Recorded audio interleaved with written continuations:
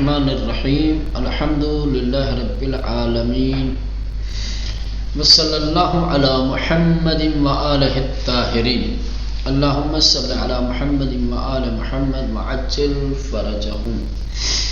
کل کے درس میں آپ نے دیکھا کہ کس طریقے سے حضرت موسیٰ علیہ السلام جب شہر میں داخل ہوئے تو دو شخص آپس میں درگیر تھے، آپس میں ہاتھا پائی کر رہے تھے، لڑ رہے تھے۔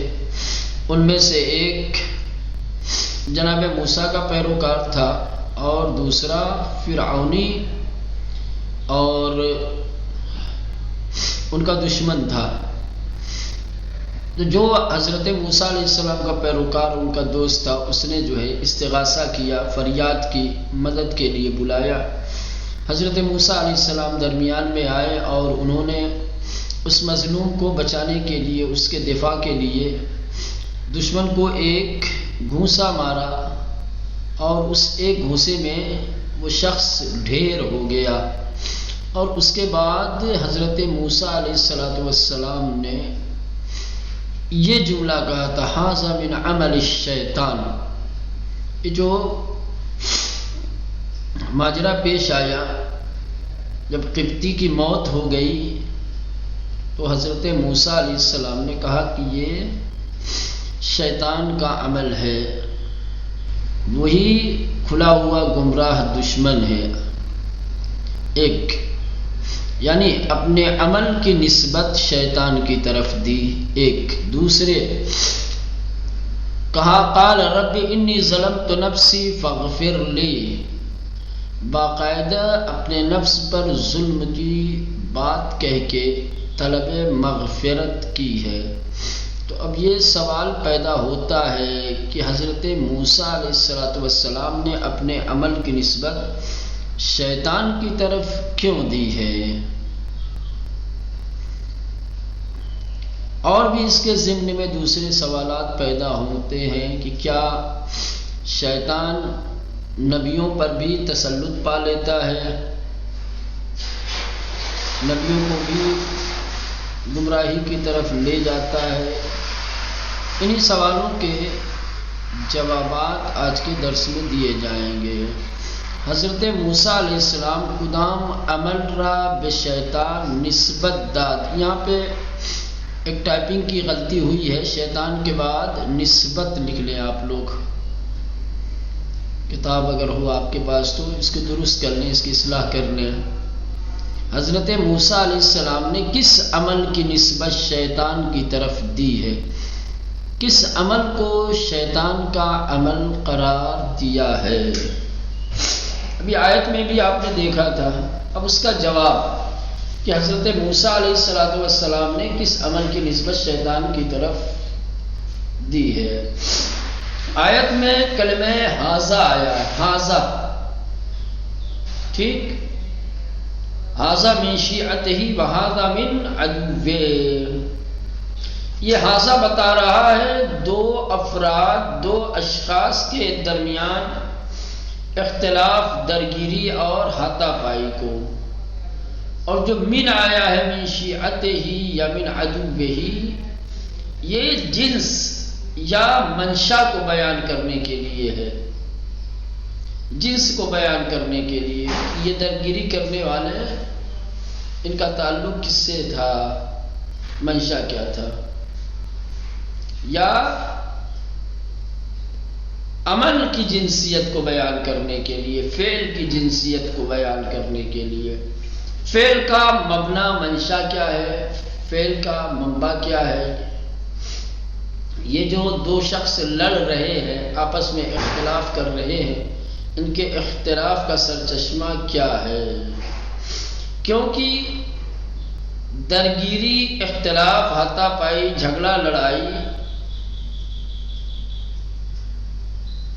عمل کی جنس سے ہے، یہ ایک عمل ہے، اور یہ عمل ایسا عمل ہے کہ جس کی نسبت شیطان کی طرف دی جاتی ہے۔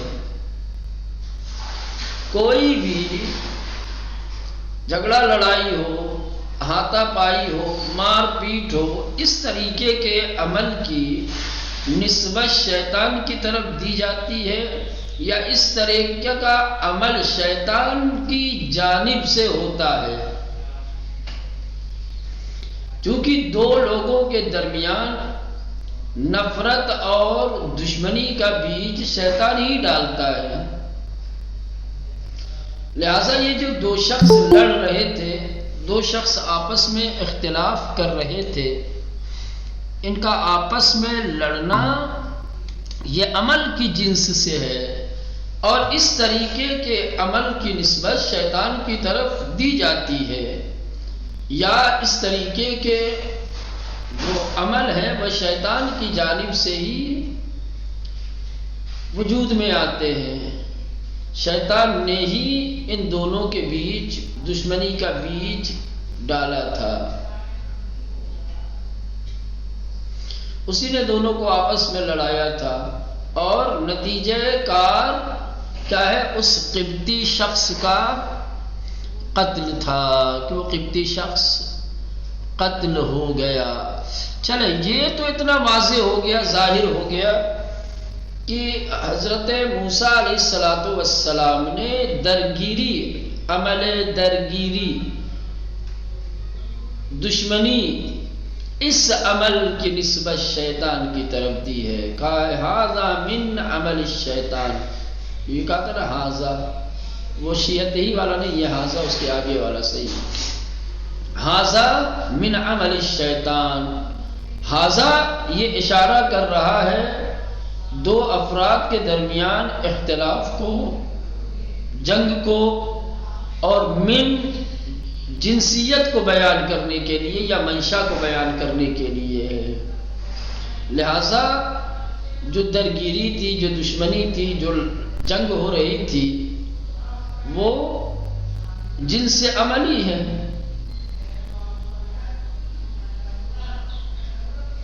ایسے جنس کا عمل ہے کہ جس کی نسبت، یعنی جھگڑا لڑائی عمل کی وہ جنس ہے کہ جس کی نسبت شیطان کی طرف دی جاتی ہے، یا اس طریقے کا عمل شیطان کی طرف سے صادر ہوتا ہے، دشمنی ڈالنا، اختلاف میں، جنگ میں لوگوں کو ڈال دینا، یہ شیطان کا ہی کام ہوتا ہے۔ تو یہ جو دونوں آپس میں لڑ رہے تھے، ان کی لڑائی والے عمل کی نسبت حضرت موسیٰ نے شیطان کی طرف دی ہے، ھذا من عمل الشیطان، یہ جو جنگ کر رہے ہیں، یہ جو لڑ رہے ہیں، یہ جو آپس میں اختلاف کر رہے ہیں، درگیر ہیں، ہاتھا پائی کر رہے ہیں، یہ شیطان کا عمل ہے، یا یہ عمل شیطان کی طرف سے صادر ہوا۔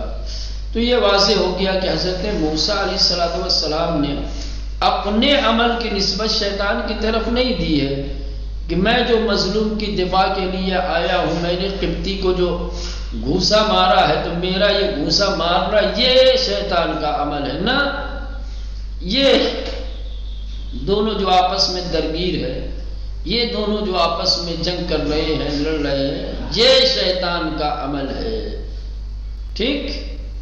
چلے حضرت موسیٰ علیہ السلام کدام عمل را بشیطان نسبت داد، حضرت موسیٰ علیہ السلام نے کس عمل کی نسبت شیطان کی طرف دی ہے؟ وہ کون سا عمل تھا؟ جو دو شخص آپس میں لڑ رہے تھے ان کا، یا حضرت موسیٰ نے جو گھوسا مارا تھا وہ عمل؟ کس عمل کی نسبت حضرت موسیٰ نے شیطان کی طرف دی ہے؟ پاسخ جواب، واجہ ھذا بدرگیری میان آن دو نفر اشارے دارد، کہہ رہے آیت میں جو کلمہ ھذا آیا ہے یہ دو لوگوں کے درمیان درگیری یعنی اختلاف، جنگ کی طرف اشارہ کرتا ہے، ھذا یعنی یہ جنگ، یہ لڑائی، تو ھذا دو افراد کے درمیان جنگ اور درگیری کی طرف اشارہ کر رہا ہے۔ ومن عمل الشیطان، من بیان کرے جنس یا منشاس، من جو ہے یہ جنس کو بیان کرنے کے لیے آیا، یا منشا کہ اس کا سرچشمہ کیا ہے، یہ عمل کہاں سے صادر ہو رہا ہے، ٹھیک؟ تو من جنس کی بیان کرنے کے لیے یا منشا کو بیان کرنے کے لیے آیا ہے۔ بنابر ان لہذا ہاذا اختلاف کو بیان کر رہا ہے اور من جنس یا منشا کو بیان کر رہا ہے. لہذا درگیری از جنس عملی اس کے کرے کہ درگیری ایسے جنس کا عمل ہے کہ بے شیطان نسبت دادے میں شود کہ جس کی نسبت شیطان کی طرف دی جاتی ہے. اعمال میں سے تمام اعمال کی نسبت شیطان کی طرف نہیں دی جاتی. کچھ اعمال ایسے ہیں کہ جن کی نسبت شیطان کی طرف دی جاتی ہے. اسی میں یہ درگیری یہ عمل ایسے جنس سے ہے کہ جس کی نسبت شیطان کی طرف دی جاتی ہے. یا از عمل شیطان ناشمی گردد یا عمل شیطان سے یہ ناشی ہوتا ہے صادر ہوتا ہے. اس کا سرچشمہ شیطان ہوتا ہے. زیرا شیطان درمیان آن دو دشمنی افکنید کیونکہ شیطان ہی دو لوگوں کے درمیان دشمنی ڈالتا ہے. بدرگیری باہم وادارشان نمود لڑائی جھگڑے کے لیے شیطان نے ہی ان دونوں کو بہکایا ان دونوں کو مجبور کیا. بکار بے کشتے شدہ نے مرد قبطی انجامید اور آخرکار ان کی درگیری ان کا لڑنا ان کا جھگڑنا مرد قبطی کے قتل پہ جا کر تمام ہوا. نقطہ شیطان قادر نیست شخصا بر انبیاء علیہ السلام چیره شود بلکہ مقدماتی را فراہم می آورد تا به ایشان آسیب و آزار برساند. خداوند بر خود فرض دانسته که اگر مصلح مخلص باشد او را پیروز خواهد کرد. اب اہم نکتہ یہ ہے کہتے ہیں کہ شیطان شخصا انبیاء علیہ السلام پر تسلط نہیں پا سکتا. شیطان ممکن نہیں ہے کہ وہ نبیوں کے اوپر کسی طریقے کا تسلط اور اختیار حاصل کر سکے یعنی انبیاء کو بہکا سکے انبیاء کو گمراہ کر سکے یا انبیاء کو کسی کار خلاف کے طرف مائل کر سکے. ہاں شیطان انبیاء کے لیے کچھ مقدمات فراہم کرتا ہے تاکہ ان کو نقصان پہنچا سکے. تسلط نہیں پا سکتا. تسلط پا لینا اور ہے اور آسیب نقصان پہنچانے کے لیے اسباب فراہم کرنا مقدمات کا فراہم کرنا یہ اور بات ہے. سمجھ رہے ہیں؟ وہی کہہ رہے ہیں کہ شیطان ممکن نہیں ہے کہ نبیوں پر تسلط حاصل کرے. نقصان پہنچانے کے لیے نبیوں کو مقدمات فراہم کرتا ہے لیکن وہ مقدمات بھی ناکام ہو جاتے ہیں. کیوں؟ اس لیے خداوند متعال نے اپنی ذات کے لیے یہ لازم قرار دیا ہے کہ اگر مصلح مخلص ہو تو اسے پیروز کرے اسے کامیاب کرے اسے ناکام نہ ہونے دے. یقیناً اگر شیطان کے مہیا کیے ہوئے مقدمات میں نبی گرفتار ہو جائے تو شکست یقینی ہے لیکن اللہ تعالیٰ شیطان کی طرف سے مہیا کیے گئے مقدمات میں بھی نبیوں کو گرفتار نہیں ہونے دیتا بچا لیتا ہے. اللہ انہیں سرخرو اور کامیاب کرتا ہے. کتب اللہ لأغلبن انا ورسلی اللہ تعالیٰ نے فیصلہ کر دیا ہے. کتب یعنی لکھ دیا ہے اپنے لیے لازم قرار دیا ہے. لأغلبن کہ ضرور بالضرور غالب کرے گا کامیاب ہوں گے میں اور میرے رسول میرے انبیاء. ان اللہ قوی عزیز بے شک اللہ قوی طاقتور بھی ہے اور عزیز عزت مند ہے. شیطان قادر نیست شخصا بر انبیاء علیہ السلام چیره شود. شیطان قادر نہیں ہے کہ وہ شخصا انبیاء علیہم السلام پر تسلط پا سکے، کامیابی پا سکے، ان پر قبضہ کر سکے، بلکہ مقدماتی را فراہمی آورد، بلکہ کچھ مقدمات کو فراہم کرتا ہے، کچھ مقدمات کو مہیا کرتا ہے تاب ایشان آسیب و آزار برساند، تاکہ انبیاء علیہ السلام کو آزار و اذیت پہنچا سکے۔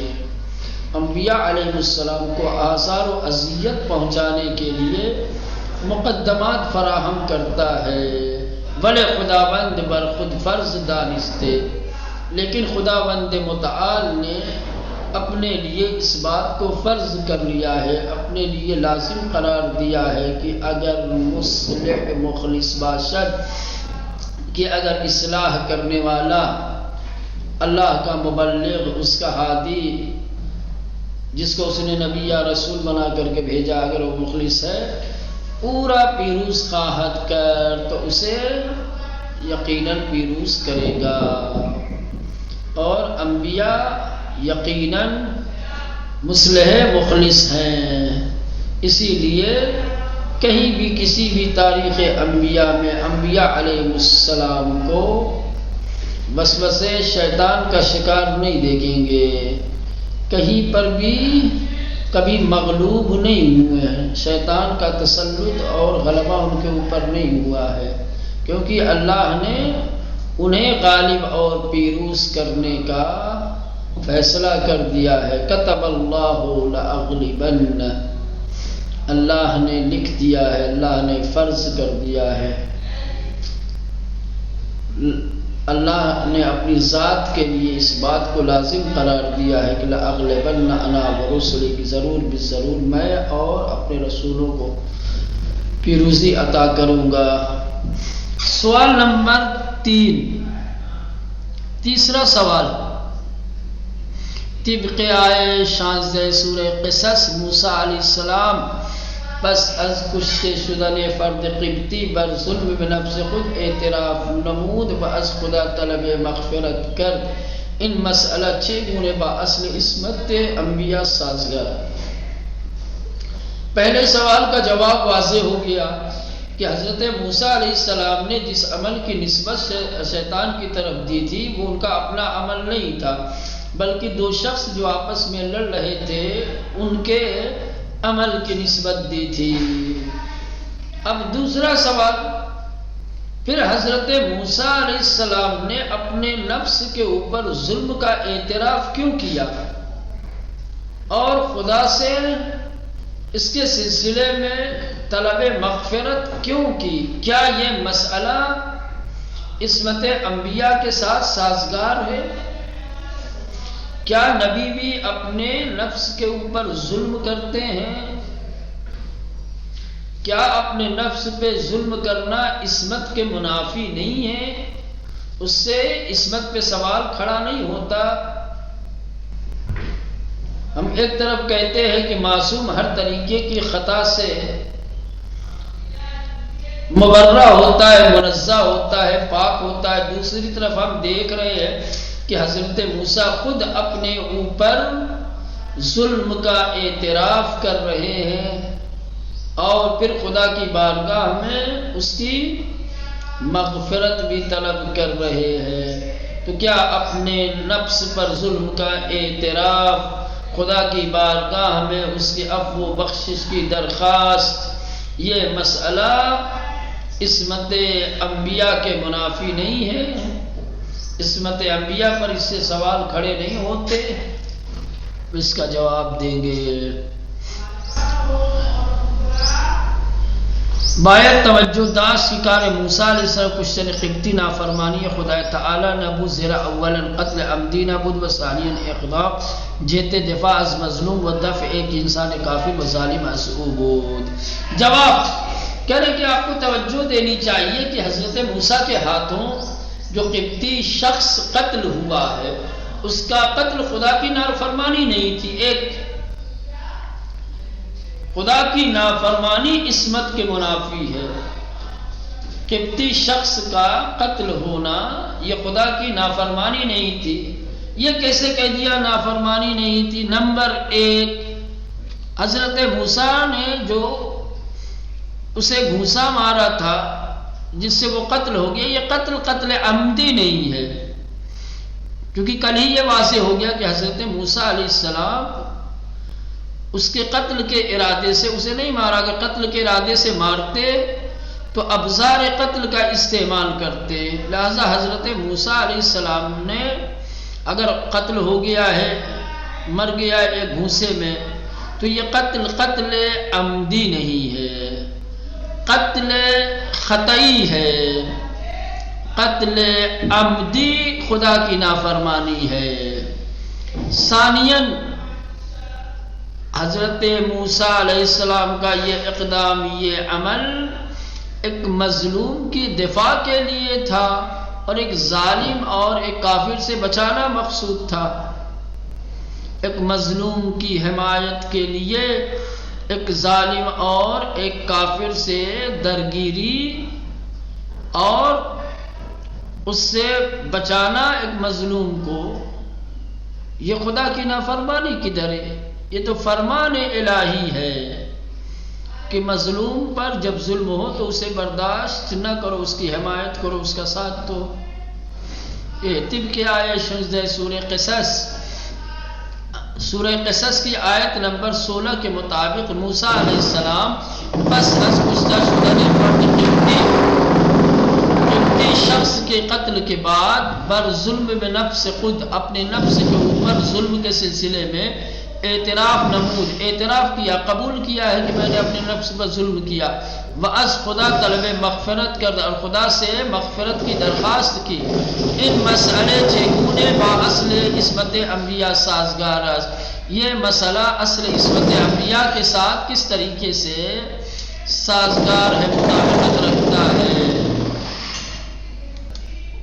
پاسخ، جواب اس سوال کا، باید توجہ دینی چاہیے کہ کار موسیٰ علیہ السلام یعنی وہی قبطی کا قتل نافرمانی خدا تعالی نہ بود، خدا کی نافرمانی نہیں تھی، حکم خدا کے خلاف ورزی نہیں تھی، زیرا کیونکہ قتل عمدی نہ بود، اس کا قتل اولاً عمدی نہیں تھا، جان بوجھ کر کے قتل نہیں کیا، وثانیاً اور دوسرے ان اقدام حضرت موسیٰ علیہ السلام کا یہ جو عمل تھا جہت دفاع از مظلوم کے دفاع کی غرض سے، و دفع یک انسان کافر و ظالم، اور ایک ظالم اور کافر کو اس مظلوم سے دور کرنا تھا، مظلوم کو بچانا تھا، ظالم کو دور کرنا تھا۔